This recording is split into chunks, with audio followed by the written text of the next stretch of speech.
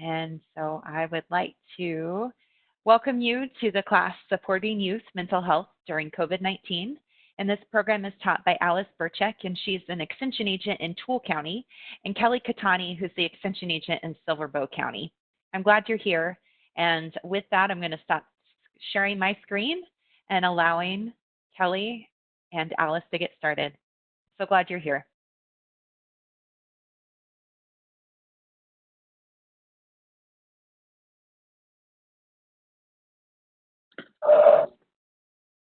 All right, can you guys see my screen, Caitlin? Okay. All right, well, thank you guys for joining us. Like Caitlin said, I'm Kellie Kahtani from Butte Silver Bow, and I'm the FCS.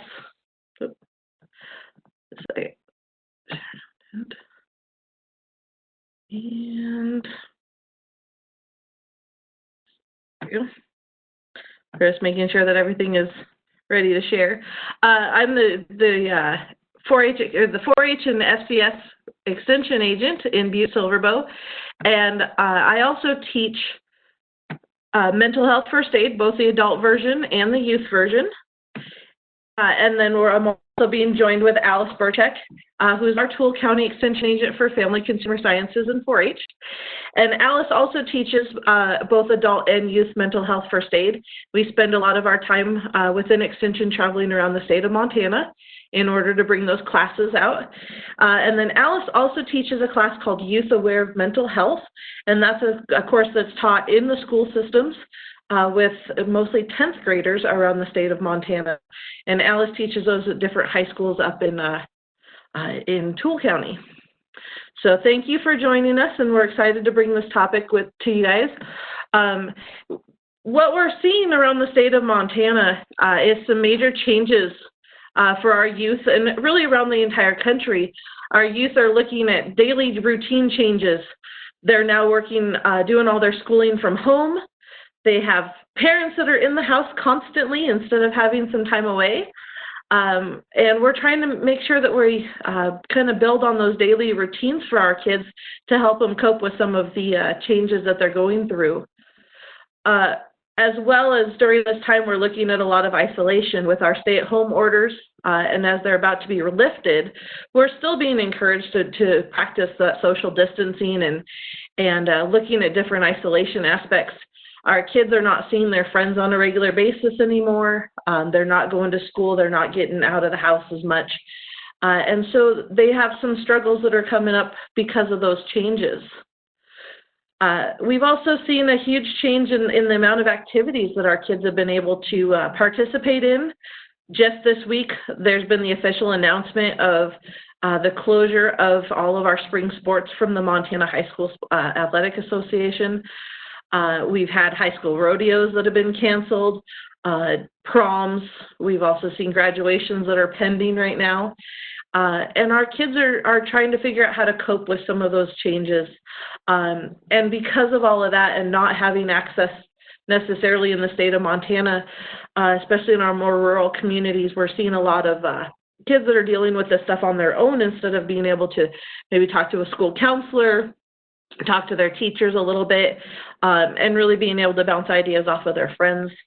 And so we're a little worried about some of the mental health aspects of our youth in our state. So just a few statistics. According to the Health and Human Services, and this is at the national level, they do a survey every year of high schoolers, and the most current data on their website is from 2017. And at that time, and this is prior to any of this isolation and stay-at-home orders, 31% of our high school students in Montana reported that they felt sad or hopeless almost every day for 2 or more weeks in a row. And that caused them to stop some of their usual activities. And this is where we really start to worry about our kids and really anybody in our lives, is if we're seeing those patterns of sadness or hopelessness for more than 2 weeks.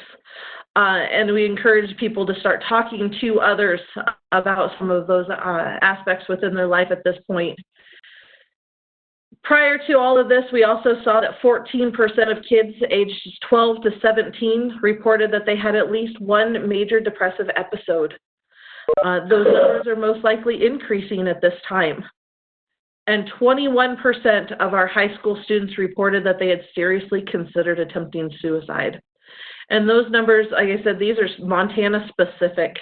And that's really scary to those of us that either have kids in our home or work with our youth on a regular basis to know that there's that many kids that are struggling 2-3 years ago. And so as we see those numbers rising each year, we need to figure out some ways that we can be able to help them in the best of our abilities.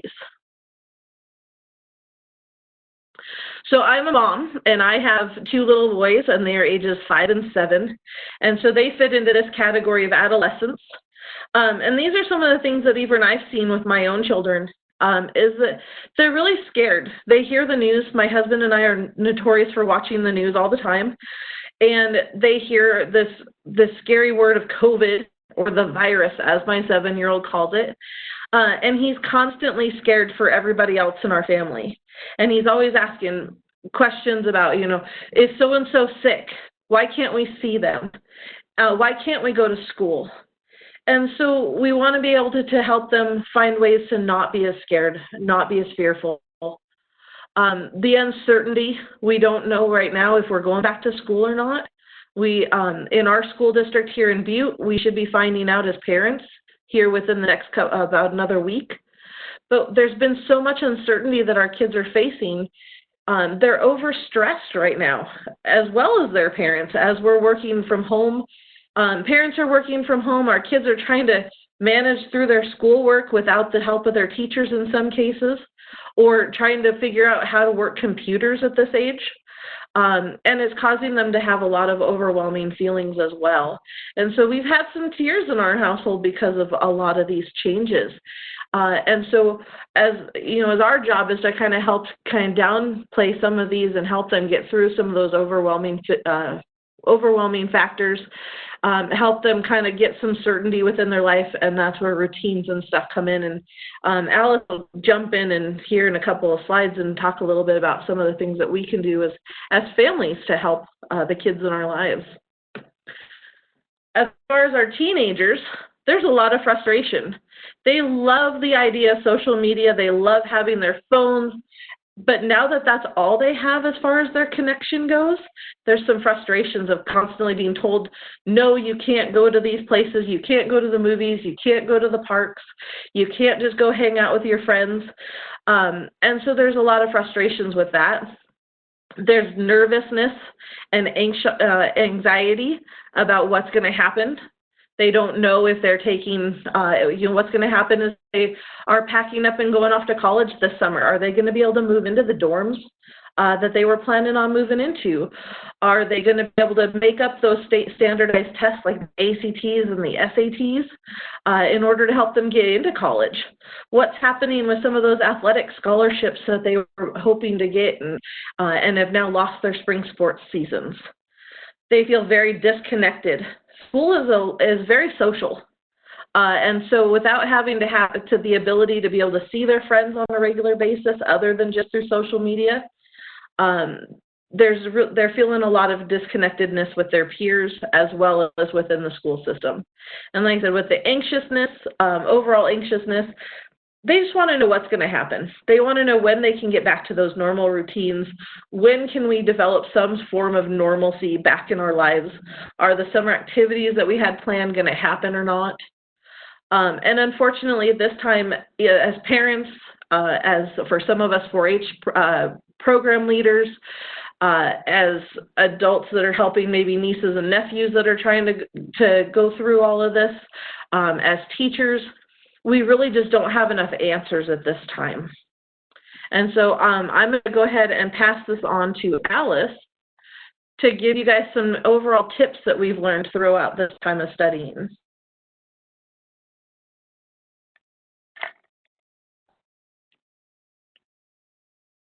So Kellie, is that yeah. You want to just click? Okay, we can do that. Okay. Well, thanks, Kellie, and everybody. And I really want to thank Kellie for the graphics on this PowerPoint because she did an amazing job. I'm getting a lot of feedback. Is everybody else? I just clicked off of Kellie's. Kellie, you're now on mute. It sounds like there's some feedback when there's two of you talk. Well, you and someone else talking. So we're okay to go ahead? You should be going good now. Okay. So when we look at times of stress, and especially during this COVID-19, it's really important to be really encouraging to each other. And encouraging means that we're communicating with each other. Just like any other situation, communications is really important. And we want to talk to our child about what's going on and kind of just figure out what their understanding is of the situation. So you might ask your child questions depending on their age level. You might ask older children about what are they hearing about coronavirus, COVID-19, and do they have any questions? For younger kids, you just might want to say, do you have any questions about the new sickness that's going around, and keep it in more simpler terms. This gives you an opportunity to understand what they have been hearing and also to correct misconceptions that they might have. You want to focus on helping your child feel safe, but you want to be truthful. If you don't want to offer a lot of detail with younger kids, and they're asking the questions. So if they ask you why the store is closed, you can answer that question. But if they don't bring up another topic, then it's okay just not to raise it. If you don't know an answer to a question, it's okay to say no, and then use it as an educational opportunity to research the answer together. But you'd want to make sure you use resources that are reliable and up to date. And so the best one is the Center for Disease Control website. You can go through and you can find the facts, and then it also avoids, like if you're watching the news at night and they're talking about how many people are dying and other scary stuff, you can, kind of isolate your younger children from that. Kids kind of feed off of us, and if we're anxious and worried and upset, they're going to feed off of that energy. So you want to try to remain calm and talk to them in a reassuring way, and maybe explain to them that most people that get sick from this just have a flu and cold symptoms, and that's, and for most cases, that's usually what happens, and that you're available if they want to talk about things or if they have questions. You also want to emphasize that it's natural for us to worry. We all worry, and they might have thoughts about could it happen to them. And you want to let the children know that most kids don't experience severe symptoms don't experience symptoms very much compared to adults. And you want to emphasize that we've got control of this. And then it's important to validate feelings of being worried, your fears, disappointments, and frustrations. You want to acknowledge that it's really hard for them, and they're not getting to see their friends, they're not getting to see relatives, or how it is upsetting when we cancel birthday parties and national holidays. So just validation of feelings is really important. Our teenagers are being especially hit hard with this situation. They have life-defining moments that they either are getting canceled or they don't know. Kellie talked a lot about, what happens in the fall when seniors are headed off to college and those type of things. So how do we help those teens cope? And mental health experts advise that we be compassionate and truly listen to our children and let them speak about their worries and their upsets. We want to validate those feelings, and you want to support them. But it's important to let them solve their own problems too. They're at that age that, they have the ability to figure it out, and that provides them with more control. But we want to show compassion and validate those feelings, and then just be present with them, just be there. We're going through a family situation right now where my mom was diagnosed with an illness in the middle of this, and my sister came down for a couple of weeks to help out and left her 17-year-old daughter at home to take care of the horses. And she had her big brother there and all that. But not having her mom there really, she started having feelings of abandonment and stuff, even though they were chatting every day. So my sister went ahead and went back home because that, she really needed that validation in her mom being home. So, just being in tune to those type of things. One of the things I really wanted to emphasize with validation is there's been a lot of comments from our older generation about, well, at least you're not getting sent to Vietnam after graduation and those type of things. And those individuals are trying to put a perspective in things for those teens. And that, and that is a perspective. But if we minimize people's feelings of their loss or, challenges in their life, we invalidate their experiences. Yes, they're not to the extreme of that, but they still are feeling those in this moment, and this is going on in their lifetime. And if we invalidate that, it's difficult for them to cope, and they learn to doubt their own feelings and thoughts and judgment, and that leaves them even more vulnerable and even less likely to be able to cope. So, Kelly, you want to go to the next? Oh, I got it. So consistency is calming during uncertain times, and it helps maintain normalcy. So if we can establish some set routines and structure for our children, it helps them know what to expect and give them a little bit more reassurance. So setting up schedules that work for you and your family that include meal times and when you get up and when you go to bed, when we do homework, when we have some family time, when we might do other activities, really helps the kids feel more centered.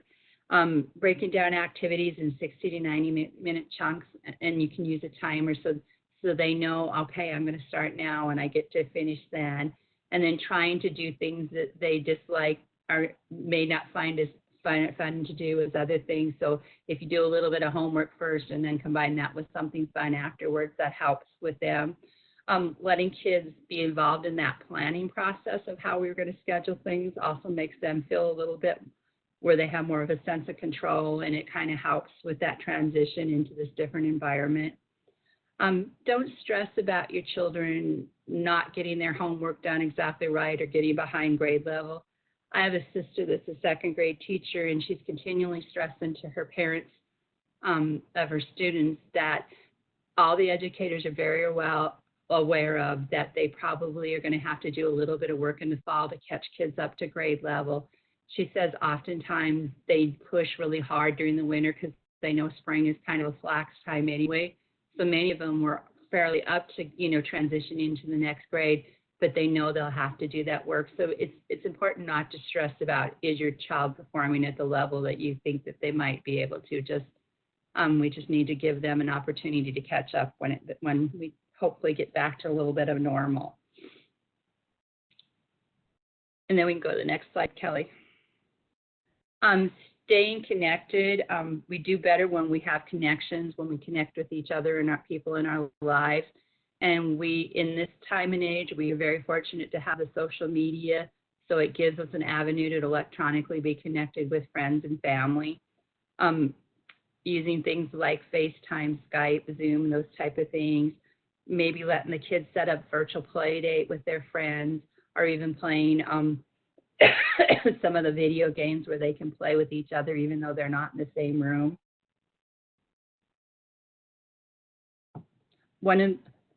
Excuse me. One of the ways I've stayed connected with my granddaughter is she is in second grade and she has struggled with reading this year. So she calls me every night and reads a book to me, and that gives us a chance to be connected, but it also fills a requirement for her homework, and then it takes a little pressure off of her mom as well. But we also have to remember that we don't want to overuse social media or the internet, and that we need to have a balance and take some time away from that. So we'll go to the next slide, Kelly.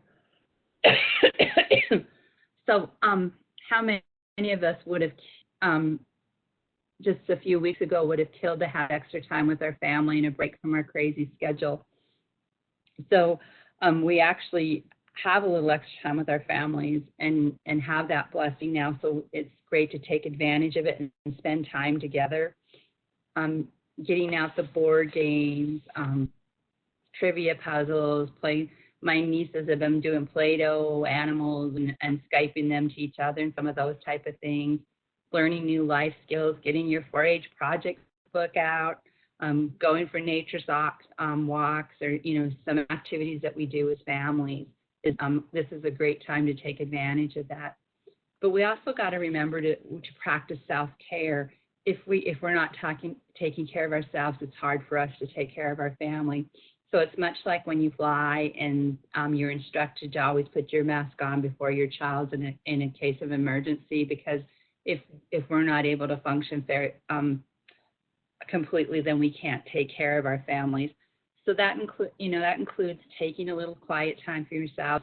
Sometimes that's not possible, but maybe after the kids go to bed, taking a bath and reading a book or those type of things, enjoying some hobbies that you haven't had a chance to do, eating and regular exercising so you can help maintain your body.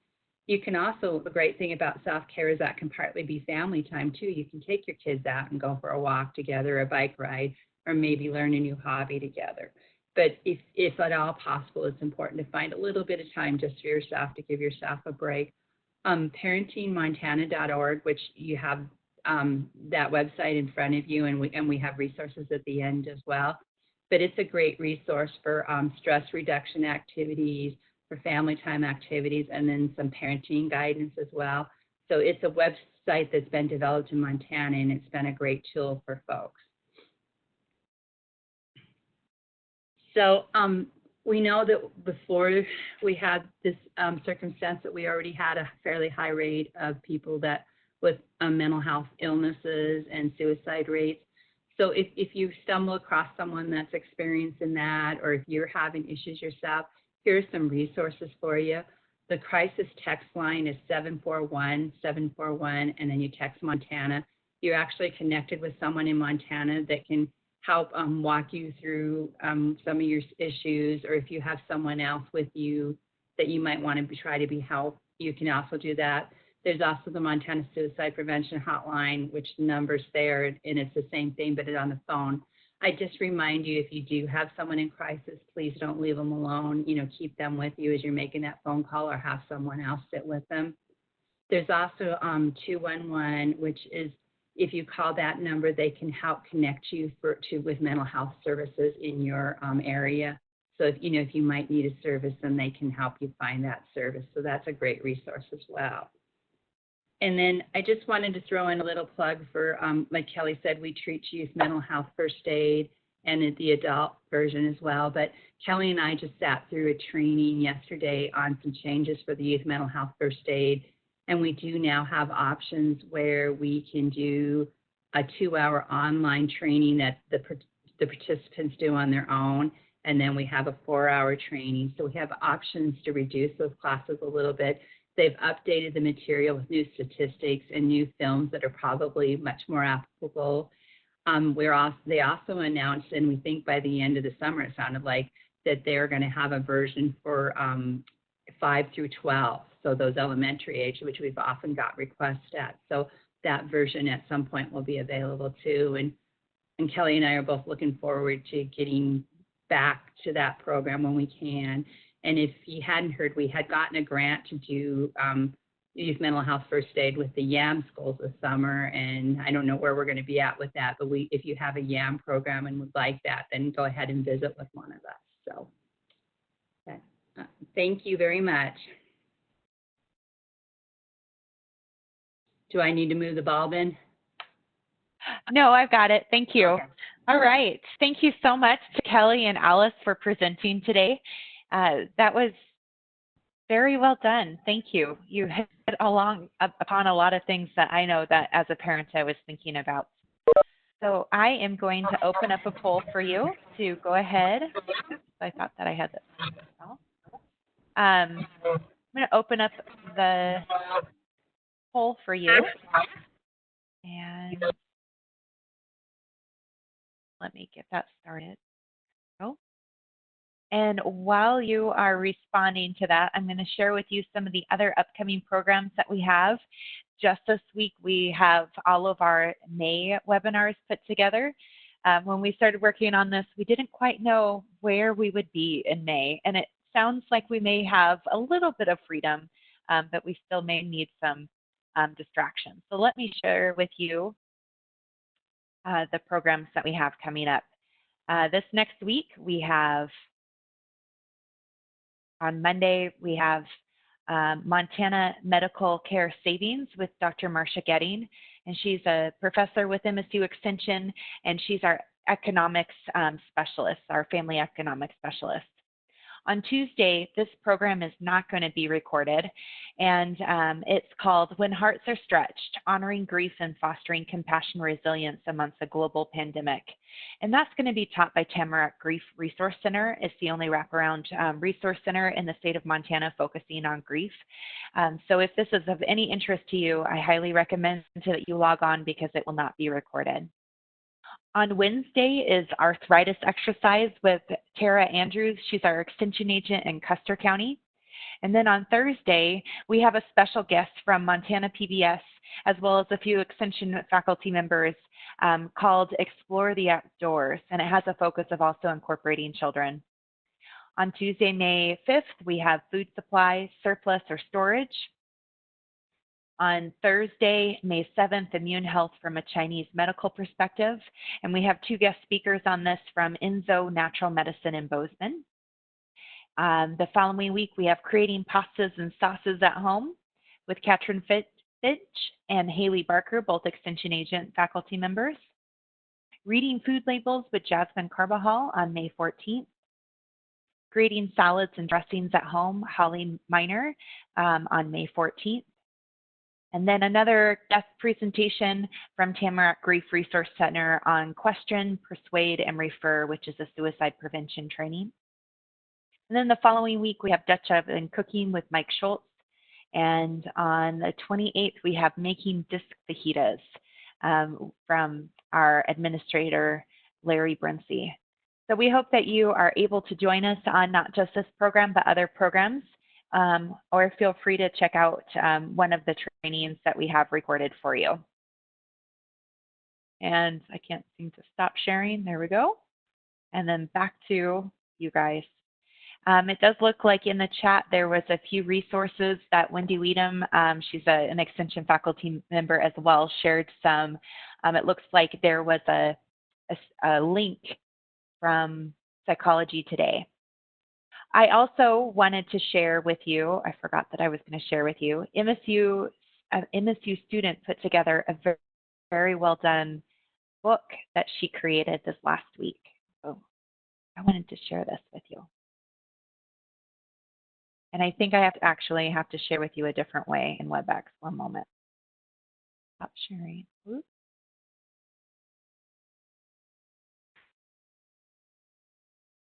And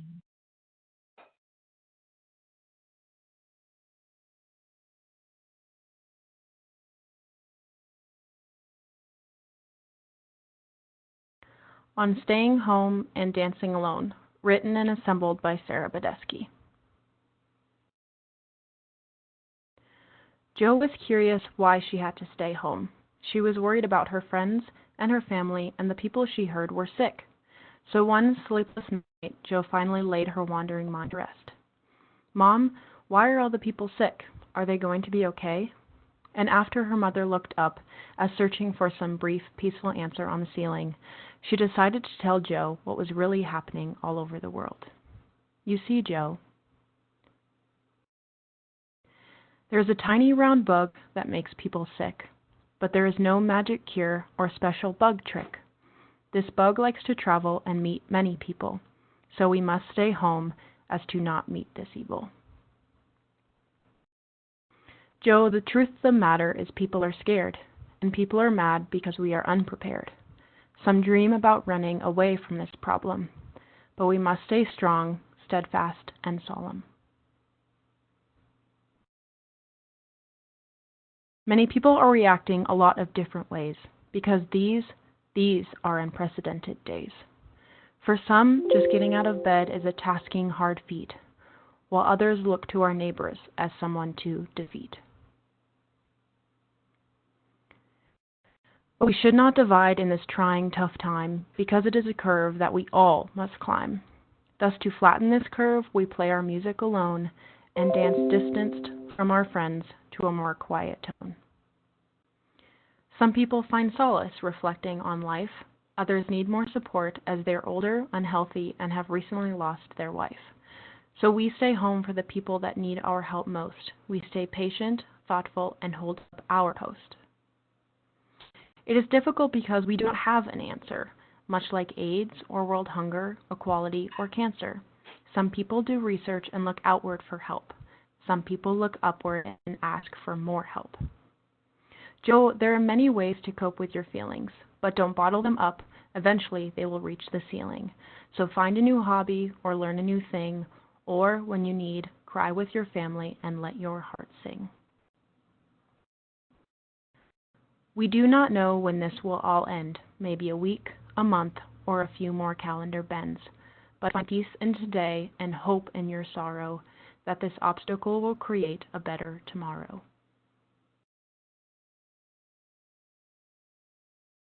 I just thought that was just so well done that I wanted to make sure I shared that with you. I'm going to put that in the link that you can go and share that with somebody else as well. So thank you so much for being here today.